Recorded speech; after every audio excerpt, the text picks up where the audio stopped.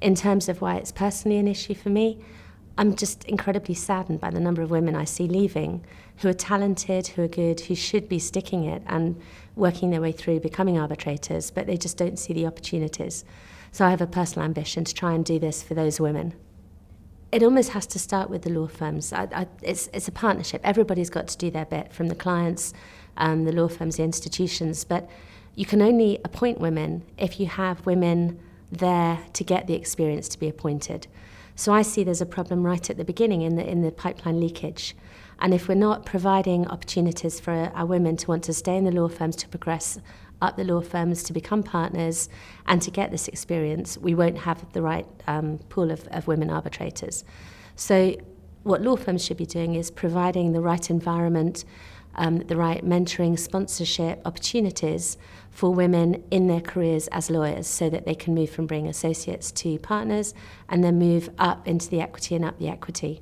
Every law firm is trying to work out what to do to get more women staying. I think there's a Nobel Prize for whoever comes up with the answer. But it's obvious that if you don't have women staying and becoming senior lawyers, they can't become arbitrators, which means we don't have the pool. The work of the ICC and the RCIA has been invaluable in looking at the statistics of women arbitrators.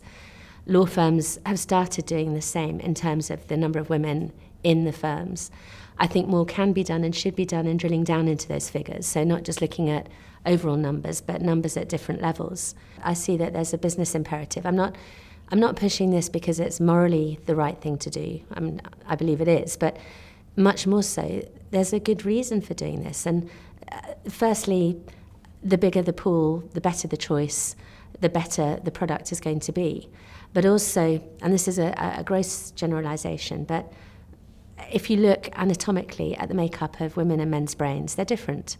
We approach things in different ways, not necessarily better or worse, just differently. Women tend to be much more detail-oriented, men tend to be bigger picture. Women tend to be more perceptive in reading facial signals, so are maybe better at working out if they feel confident a witness is telling the truth or not. I think it's fantastic what Sylvia and Wendy's now coming in and helping, and the women arbitral community generally, and the men. We've had such support for this, and I really admire Freshfields and Sylvia for doing this and for supporting it. It's one of those no-brainers. Now it's being done, you think, why didn't anybody do this before?